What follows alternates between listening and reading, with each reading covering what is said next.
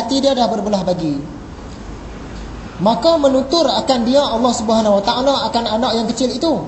Tiba-tiba budak kecil yang menyusul tadi boleh bercakap dengan katanya, hai ibu, kau jatuhkan dirimu ke dalam kawah dan jangan tertangguh daripada menjatuh, maka bahawasanya engkau atas agama yang sebenarnya. Budak tu kata, mak jangan takut terjun, sebab kita berada di landasan yang benar. Maka menjatuh ia akan dirinya, kemudian daripada menjatuhkan anaknya yang kecil itu. Mula-mula dia jatuh anak dia dulu, lepas tu dia pun terjun sekali. Matilah Masyitah mempertahankan keimanannya. Jadi bau itulah yang dicium oleh Nabi Muhammad dalam peristiwa Isra', perjalanan bawah Isra' dulu, Mi'raj belum lagi. Jadi cerita Masyitah ni betul-betul berlaku. Masalah dia sekarang, semasa Isra' itu Nabi Muhammad cium tak bau dia? Saya pun cari dalam kitab-kitab, segala kitab semua, tak ada. Cerita Nabi Muhammad tercium bau Masyitah tak ada. Yang ada cerita Nabi Muhammad tercium bau syurga, bau neraka. Itu daripada hadis mana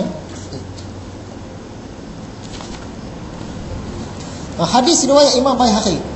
Tercium bau Masyitah tak ada, tercium bau syurga neraka ada. Nabi Muhammad lalu satu lembah, dia tercium bau yang sangat wangi dan suara. Dia tanya tu, bau wangi tu apa? Suara tu suara apa? Bau wangi tu bau syurga dan suara tu suara syurga. Kemudian lalu pula satu lembah lagi, tercium bau busuk dan suara yang mengerikan. Dia tanya Jibril, itu bau apa?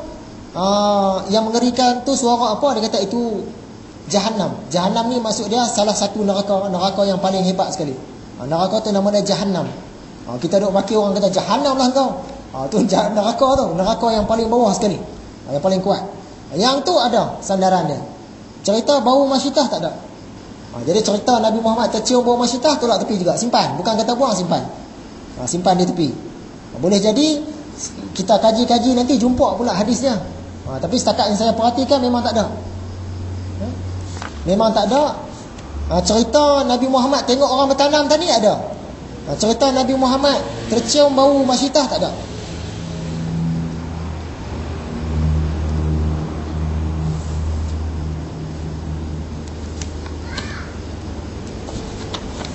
Jadi rasanya sekadar itu saja. Kita imbas kita selalu daripada awal tadi.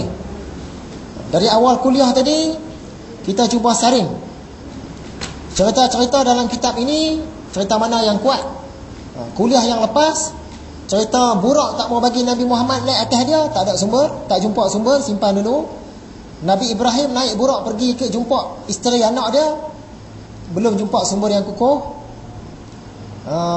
Malaikat Israfil pegang kekang burak, tak jumpa sumber. Nabi Muhammad sembahyang 2 rakaat dekat Madinah, dekat Madian, dekat Batu Laham, tak jumpa sumber, simpan. Okay? Yang kita jumpa sumber tadi cerita Nabi Muhammad, dia tengok orang tanam pokok dapat hasil tuai, kemudian dapat hasil tuai. Yang tu ada. Dan cerita Nabi Muhammad tercium bau harum Masyitah pun tak ada sumber dia, tak jumpa. Jadi cerita tu kita simpan. Kita nak pegang kepada cerita yang betul-betul kukuh. Kemudian kita ada mencari tadi burak. Ada tak dalam agama-agama lain? Ada yang rupa seakan-akan burak ada. Boleh jadi burak, boleh jadi bukan. Iaitu dalam kepercayaan orang-orang Yunani zaman dahulu. Iaitu satu makhluk yang bernama Pegasus. Kuda putih yang seputih salji, sangat laju dan ada sayap. Kemudian dalam kitab agama Hindu ada cerita Kalki Avatar akan naik satu kuda putih yang sangat laju, dia akan pergi alam semesta. Sama macam Nabi Muhammad naik burak, dia pergi ke alam semesta. Jadi setakat ini kita ambil beberapa pengajaran. Pengajaran yang pertama daripada kitab Kifayatul Muhtaj ini ialah daripada peristiwa belah dada. Sebagaimana yang kita faham, peristiwa Isra' Mi'raj ini ialah untuk Nabi Muhammad dapat ibadah sembahyang. Jadi nak sembahyang kena cuci hati, itu maksud dia. Tapi kita tak boleh tiru macam Nabi Muhammad. Tiap kali nak sembahyang kita nak cabut jantung kita, matilah kita. Kemudian jantung tu pula nak kena belah dan keluarkan darah hitam. Tak boleh. Jadi macam mana cara kita nak ambil pengajaran dia? Sebelum kita sembahyang, kita lupa benda-benda lain. Ibadah, cerita-cerita keduniaan tinggal, kita sucikan hati, tumpu pada sembahyang. Itu cara dia.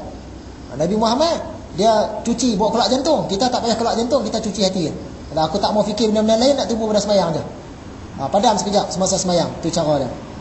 Kemudian pengajaran yang kedua, Nabi Muhammad dibelah jantung tadi, keluar jantung, belah pula jantung, keluarkan darah hitam.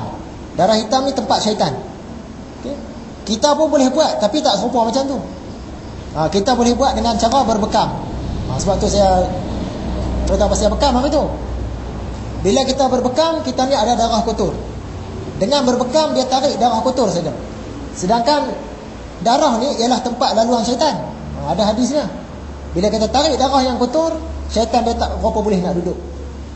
Jadi terutama kita yang dah berumur 40 tahun lebih kan, kita cuba berbekam kalau ada sakit-sakit badan. Kalau tak sakit tak payahlah. Sebab dengan berbekam dia boleh tarik darah yang kotor. Berbekam ini dia berbeza daripada derma darah.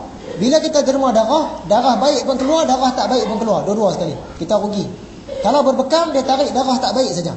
Darah baik dia simpan. Itu kelebihan berbekam. Nabi Muhammad pun dia berbekam. Kemudian sekarang ni orang berubat dengan lintah. Itu berbekam juga tu nama dia. Rasa sakit kaki, sakit belakang, sakit badan semua, dia pergi pusat rawatan lintah, buah lintah. Lintah dengan pacat pun sama. Dia hisap darah yang kotor saja. Darah yang tak kotor dia tak kacau. Sebab tu kita lepas kena pacat, lenguh-lenguh kaki rasa hilang. Kita pergi ke bukit, lama dah tak kena pacat, kena sekali 4-5 pacat balik, rasa hilang pula lenguh. Kalau tidak masa sembahyang Jumaat kan, tunggu khutbah tu lenguh kan. Kena pacat tak lenguh dah. Sebab pacat tadi dia tarik darah yang kotor. Itu kelebihan dia. Jadi Nabi Muhammad dia sucikan diri dia daripada tempat laluan syaitan ni dengan cara ambil jantung, belah jantung, keluar darah hitam. Kita tak boleh setara itu, kita cuma boleh dengan cara berbekam. Nabi Muhammad kalau dia kena sihir pun dia bekam. Kemudian pengajaran yang ketiga, peristiwa Isra' Mi'raj ini dia suruh kita mengkaji. Bukan setakat kita dengar kemudian kita percaya terus. Kita kena kaji. Begitu juga dengan ibadah sembahyang. Kebetulan ibadah sembahyang berkait rapat dengan peristiwa Isra' Mi'raj. Sebab itu kita belajar kitab Munyatul Musalli. Setakat ini daripada awal sembahyang sampailah kepada sunat hai'ah. Kita belajar dah. Kita nak pasti macam mana cara yang betul-betul macam Nabi Muhammad sembahyang. Biasa kita ikut-ikut orang saja, kan? Tapi setakat ini kita berhenti dulu kitab tu. Dah sampai sunnah hai'ah, habis kitab ni kita sambung pula kitab tu lagi. Jadi rasanya sekarang itu saja. InsyaAllah kita sambung lagi dalam kuliah yang akan datang dengan pengalaman-pengalaman yang lain pula. Nabi Muhammad jumpa macam-macam lagi peristiwa. Yang mana yang kita boleh percaya, yang mana kita kena simpan. Kita kena saring cerita-cerita ni. Jadi sebelum kita tutup, ada tak apa-apa soalan nak tanya? Setakat pelajaran kita. Yang Mi'raj jangan tanya lagi, belum sampai lagi. Isra' dulu. Ada nak tanya tak?